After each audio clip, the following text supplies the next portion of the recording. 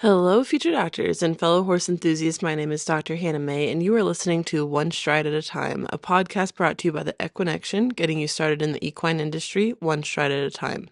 Before starting out, I'd like to thank our sponsors, Glenwood and Silt Veterinary Clinics, for getting us up and running with this podcast. Glenwood and Silt Veterinary Clinics are the oldest and only locally owned mixed animal practitioners of the Roaring Fork Valley. Glenwood Veterinary Clinic has been providing the same trustworthy care since 1936 and is proud to open the new Silt Veterinary Clinic in November of 2024. Before starting this episode, I will warn you that this was recorded at AAEP conference, and so some of the background noise might be a little bit of a nuisance, but please bear with us in this first podcast mini-series, and the future podcasts will not have the same issue. Thank you, and we hope you enjoy.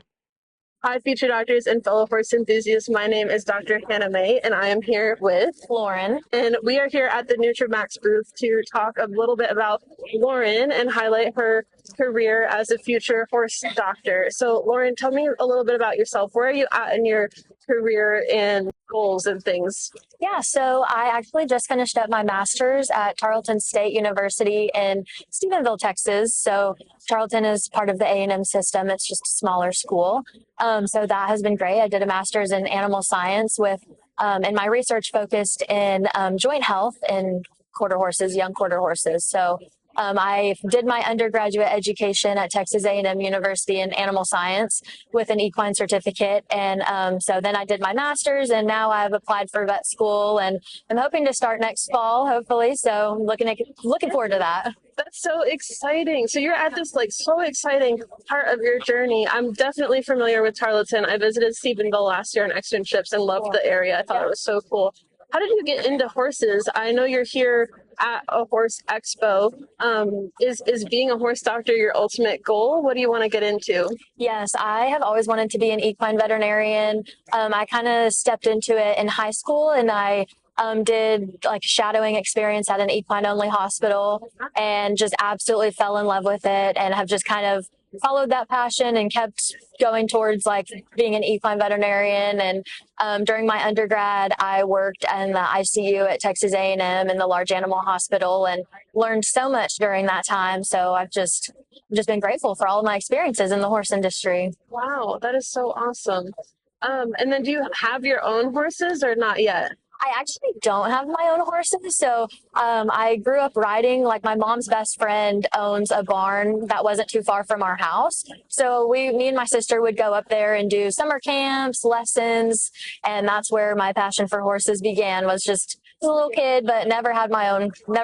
I can't wait to have my own. Yes, that's where I'm at too, is I started riding as a kid. I never had my own horse, still haven't. Someday when I'm ready, I will have my own horse. Yes. And I look forward to that day, but it's definitely not right now. Yeah. So tell me about your position with Nutramax. How did you get involved with this company? Yeah, so my professor that I'm under at Tarleton State, Dr. Jessica Leatherwood, she does a lot of research in the equine industry. And so Nutramax has been interested in possibly doing some research. And so they came and toured back in February of this year, and I just kind of started a connection with them there. And I ended up doing an internship with them in May for a couple of weeks, and have just continued. And they've supported me throughout this whole time and have mentored me and guided me through all of the vet school application process. So they invited me here to come to AAEP, and it's been a great experience so far. I know, that's so awesome. It's such a different way to get involved. I think a lot of people don't think of these brand rep essentially positions as being a gateway into getting into veterinary medicine, but look at the resources that you have in front of you, especially being at a conference like this. The exposure that you're getting right now is phenomenal with where you're at in your career. Can you tell me a little bit about where you want to move going forward? Well, I'm not really sure exactly, just hopefully get into vet school, and then I thought about maybe specializing in surgery or maybe even internal medicine, but we'll see when we get there. What advice do you have for students who want to get involved with horses and maybe even want to get involved with a company like this?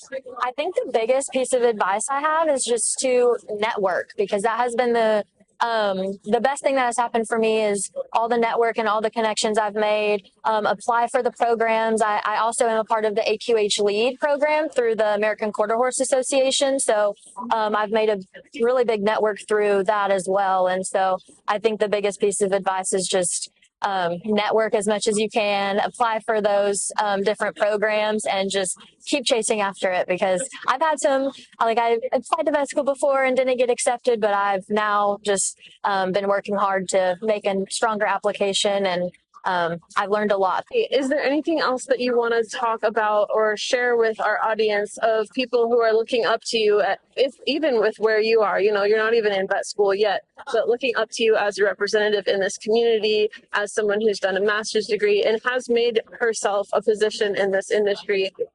What other advice can you give?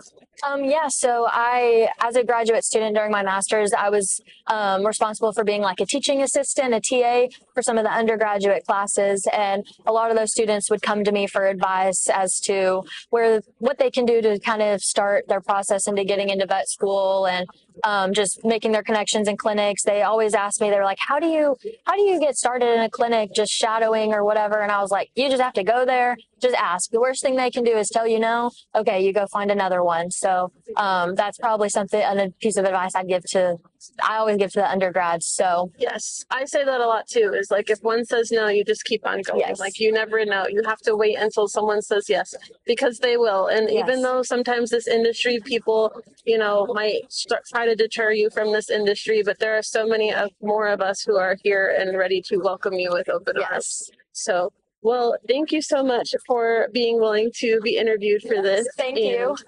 Thank you for your time. Yeah, thank you. Thank you so much for listening to today's podcast episode. We hope you enjoyed it. And if you did, please give us a like, subscribe, and share.